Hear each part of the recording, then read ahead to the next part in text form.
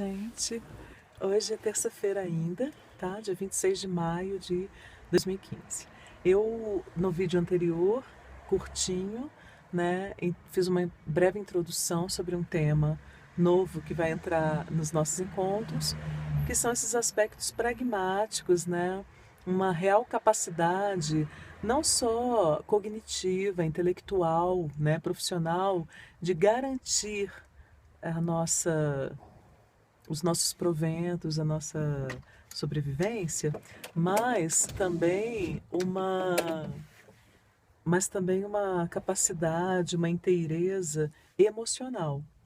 Porque, como eu explico no vídeo 25, que eu falo da conversa que eu tive com as minhas amigas, né? E aí entendi o que um dos fatores, um dos aspectos que me levavam a me sabotar, né? A me sabotar nesse crescimento. Né? E então, quando veio à tona isso, era um fator puramente emocional, assim, subjetivo, uma fantasia, né? É, mas esse vídeo agora, eu não vou tratar, não vou falar exatamente disso não. Eu queria falar de uma coisa que é a seguinte, estou vindo da minha terapia agora. Estou completamente mobilizada, né, por novas questões, que são as seguintes. Eu mencionei que eu passei por 5 casamentos, que eu namorei loucamente homens e mulheres e tive, né, encontros também rápidos e, enfim, assim, uma aventura, né? Eu não posso me queixar. Afrodite sempre me favoreceu maravilhosamente bem, assim. Não tenho que me queixar. Acho que se eu morresse hoje, eu morria satisfeito e feliz, né? Porque realmente amei, fui amada, me apaixonei. Ai, nossa, uma coisa, né? Esse aspecto foi muito abundante na minha vida, apesar de problemático também. Problemático, sofri bastante também. Mas, no meio desse turbilhão todo, desse corre todo, dessa loucura toda e tal, nunca parei para pensar que tipo de relação eu queria ter. O que é fundamental para mim numa relação, né? O que é importante mesmo? Do que eu não posso abrir mão quando eu estou com alguém? E o que eu posso negociar? Não, na verdade, até o meu último casamento, eu separei com 38, né? A minha última separação. Eu. E aí fiquei esses 4 anos sozinha, agora eu tô com 43. Eu. é, As coisas aconteciam, né? As pessoas surgiam, apareciam. Aí, durante muito tempo mesmo, assim, a maior parte do tempo, né? Ainda tinha a neura, que era, eu terminava uma relação, pulava para outra, já pulava para outra, já pulava, era a minha fuga, né? É, e depois, mesmo quando isso foi arrefecendo, já não fui mais fazendo isso, mas ainda assim, me apaixonava e me envolvia e já casava né, aquela coisa toda. Mas sem nunca ter pensado antes o que eu queria, o que era fundamental para mim, assim, que eu... E aí agora, por exemplo, eu estava lá na terapia foi exatamente essa pergunta que me foi feita, né? Mas o que é importante para você? E, e aí engraçado, eu descobri uma coisa que era a seguinte, né? Ai, gente, vamos lá, porque é polêmico, tá? Então, assim, como uma mulher madura que sou, né, tal, eu tenho pensado seriamente, já faz tempo, e faço uma distinção entre amar alguém e o desejo. Isso eu já falei em outros vídeos, né? Mas falando de outras pessoas e tal. Mas por que eu falo isso, né? Eu vou partir de 2 experiências minhas. A bateria vai acabar, tá, gente? Se eu não acabar nesse vídeo, eu faço outro depois. É, Quando eu estava casada com a minha primeira esposa, eu era bissexual, ela não. Então chegou um momento que eu queria transar com homens. Era uma coisa simples assim, né? Eu queria transar com um homem e tal. E ela bateu o pé, né? Não admitiu de maneira nenhuma. Isso acabou levando à implosão do nosso casamento, né? Não teve como. Chegou um momento em que ficou insustentável. Mas para mim era muito claro. Uma coisa era o amor que eu sentia por ela. Uma coisa era o nosso casamento. Outra coisa era o meu desejo. era meu tesão. Outra coisa era física, né? Era puramente físico. E eu ficar com alguém não me afastaria dela. Não me eu sabia que não me afastaria dela. Naquela época, não afastaria de jeito nenhum. Tá. No meu último casamento, o meu ex-marido era muito bonito, assim, chamava muita atenção e tal. E nós, no início, formávamos um casal muito bonito. E eu tinha muita clareza também, eu sabia que ele me amava. E eu o amava. E eu senti atração por outros homens. E eu sabia que havia milhares de mulheres um monte de mulheres que eram loucas para ficar com ele. Na minha leitura, não teria interferido na nossa relação ele ficar com outras pessoas e eu ficar com outras pessoas. Não teria. Porque eram coisas diferentes. Eram desejos pontuais. É claro que sempre existe o risco, né, gente? Ah, mas vai que ela se apaixona, vai que ele se apaixona, vai que aí não consegue sair uma vez só, aí começa a ver sempre, e aí começa a ser, aí é um caso, aí quando vê, né, me troca por... Gente, esse risco existe sempre, sempre. A relação monogâmica, não sei das quantas, em que há 10 anos estão 30 anos juntos, nunca ninguém olhou para o lado, corre também o risco de aparecer alguém para um dos dois e tornar impossível. E talvez até por essa pressão de tem que ser fiel, monogâmico, tá, a relação, o casamento mesmo, vira abaixo mais rapidamente, mais facilmente, porque é insustentável, não pode e dar essa saída e por aí vai. Entenderam? Assim, então, que foi o que aconteceu no meu primeiro casamento, eu com a minha esposa, né? Assim, não tinha como, eu não conseguia conciliar, não dava. E aí, quando eu saí com outra pessoa, que foi. Hoje, meu terapeuta perguntou: você, assim, a gente falando disso, né? O que é impossível, o que é importante para você? Eu falei: importante para mim é a honestidade, a integridade da pessoa. Ela está comigo de uma maneira íntegra, né?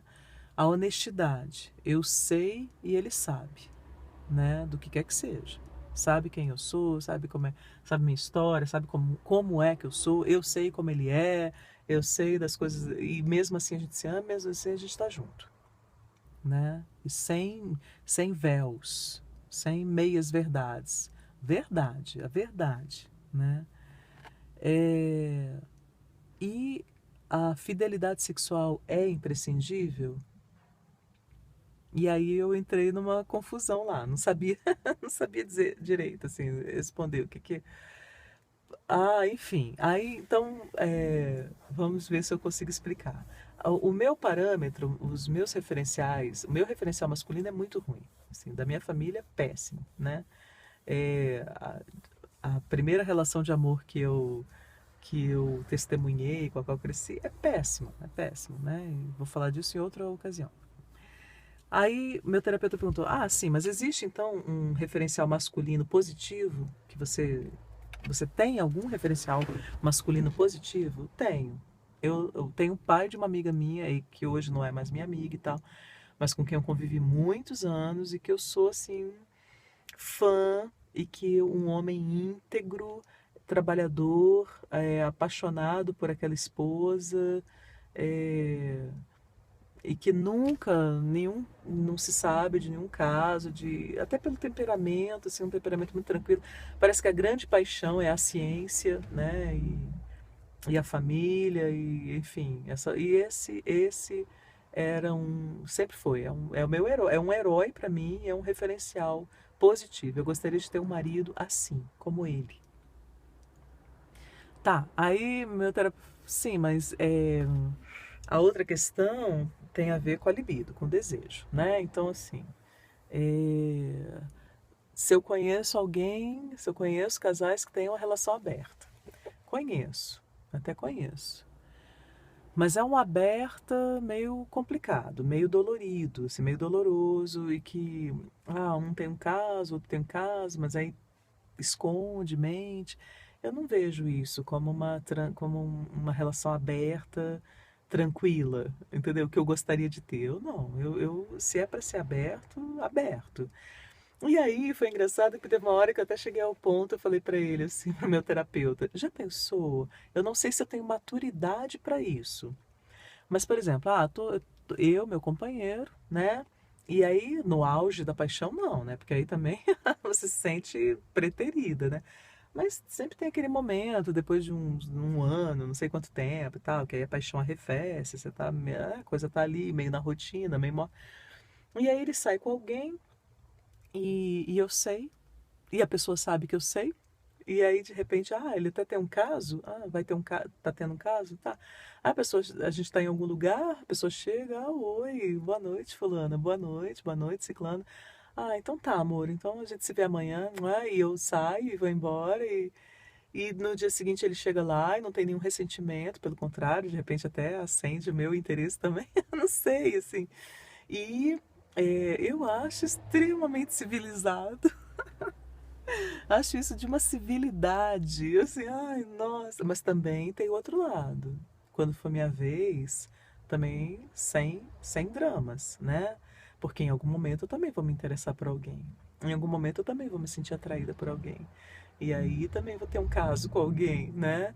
E sem cobranças, chantagens, sem retaliações e essas coisas todas. Só que eu conversando lá com meu terapeuta, é uma fantasia, não sei se eu consigo, né? E aí ele perguntou, mas e se você conhecer alguém, se você se envolver com alguém que for monogâmico? Eu falei, nossa, eu ganhei na loteria.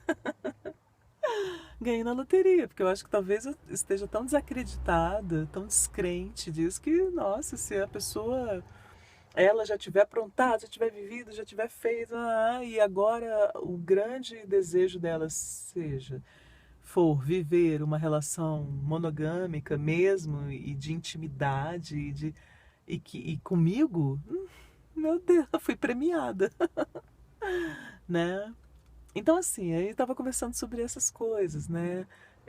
Que volta para a questão, o que é primordial nessa parceria? Na relação, né? Por exemplo, para mim, eu descobri que a honestidade é primordial, é algo que eu não abro mão, a honestidade da pessoa comigo. E eu ser honesta com eu poder ser honesta com essa pessoa, né? Que ela não me faça, não queira que eu minta para ela, não. Então, a honestidade para mim é imprescindível. Agora, a fidelidade sexual é negociável. Não é assim, depende. A lealdade para mim é pétrea, é cláusula pétrea. A fidelidade sexual talvez não. E é uma investigação, assim, porque eu falei para ele, eu falei, nossa, eu nunca parei para pensar nessas coisas. Sempre foi acontecendo, acontecendo, o turbilhão, a montanha-russa, a roda viva, né, assim, o frenesi e tal, e cada relação de um jeito, e uma loucura, e blá blá blá. Aí ele, mas você é fiel? Eu falei, eu sou. Normalmente eu sou, mas eu já traí, né? Já traí em duas ocasiões. Traí a minha esposa e traí quando tive a oportunidade de ter dois namorados. Tive dois namorados, isso está contado em outro vídeo. É porque é o seguinte, gente, eu estou produzindo os vídeos, mas não estou conseguindo postar no mesmo dia. Porque a internet de onde eu trabalho não merece esse nome, né? E lá em casa eu cortei o pacote, que eu me senti roubada, lesada, né?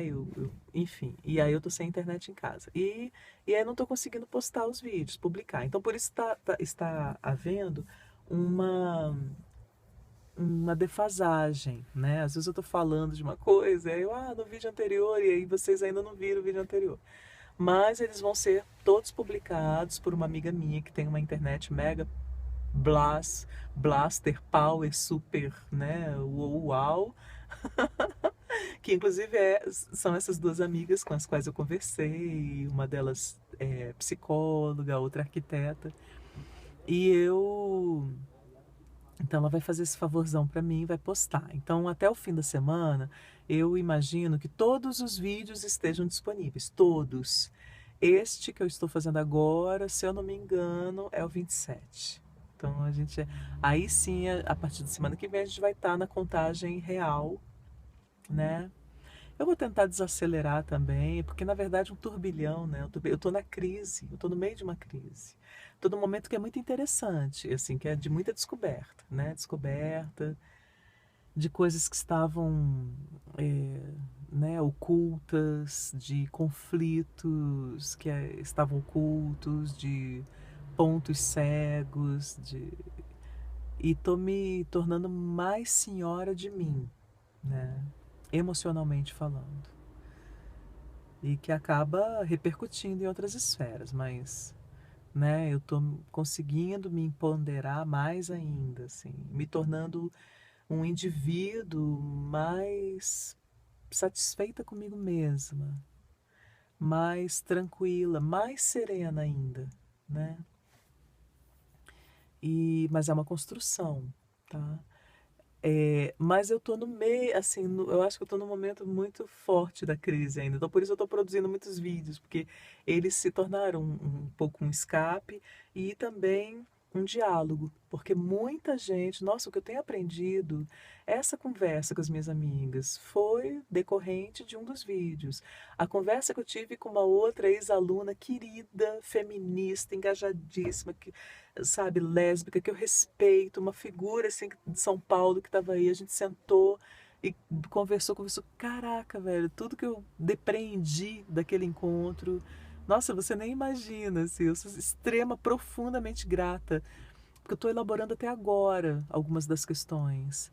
E são, se devem aos vídeos, sabe, assim, essa coisa simples, né, esse videozinho que eu faço no meu celular, né, mas que estão sendo um canal a mais com o mundo para um diálogo que é de pessoa para pessoa, assim, não é de profissional para profissional, não é de eu fazendo marketing de mim mesma e vendo, não, sou eu, Sheila, mulher, adulta, no século XXI, só, com todas as minhas dúvidas, todos os meus desafios, né? E trocando com outras mulheres e, eventualmente, alguns homens mais sensíveis, mais dispostos, né, a trocar, que não estão no personagem do machão, né? É imprescindível que senão não troca nada, né? Senão tá lá no personagem, o personagem é engessado, né? Felizmente eu tenho a sorte de ter amigos profundamente sensíveis, né, que se questionam também e que não estão, né, assim, presos, amarrados ao papel. Ah, eu sou homem, logo eu tenho que ser assim, sabe? Não, né? Então, são homens do século XXI também.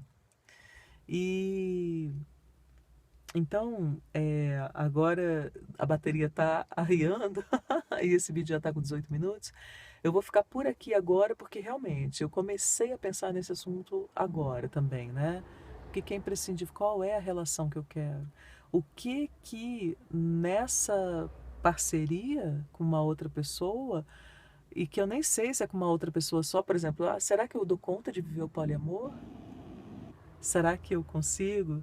E se não for poliamor, mas será que eu consigo? Eu tô assistindo uma série, gente, só para fechar. House of Cards. Aposto que a maioria de vocês já viu, já tá lá no episódio não sei das quantas, enquanto eu ainda tô no box um na caixa um que não sei até que episódio vai. Mas eu tô impressionada com a relação daqueles dois. Impressionada. É claro, eu não tenho essa gana de poder. Logo, eu não estaria naquela situação, naquele contexto em que contam influência, poder, dinheiro, etc. Não. Mas o que eu estou falando é de uma relação em que ele a ama, ela o ama, e ainda assim os dois têm espaço para outras histórias. E ele sabe, ela sabe. Não significa que não doa, mas eu não sei como que eles resolvem. Eu tenho que avançar naquele seriado. Mas assim, tô, tô me questionando. O seriado que eu vi antes deles era aquele The L Word, né? E aí tem as meninas que eram devoradoras, caçadoras, aí tem o casal, que é uma relação monogâmica e que rui quando uma delas tem um envolvimento com uma terceira pessoa e aquela coisa toda eu não continuei, porque eu falei, gente, eu vou ficar viciada nesse seriado, muito bem feito, todas elas lindas, né? Uau, até relembrei assim o meu desejo pelas mulheres, mas não vou arranjar uma namorada agora, porque eu tô nesse momento, né, de investigação.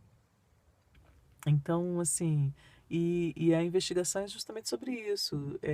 A relação que eu quero viver é aquela formatada que eu aprendi, que todo mundo tem, que minha avó, meu pai, meu avô, meu bisavô, todos eles, e que só existia aquela?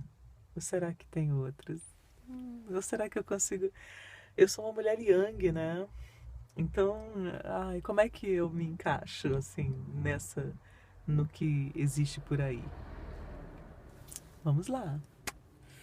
Então, gente, muito grata de novo pela companhia e a gente, ai, segue aí, né, conversando. Até a próxima.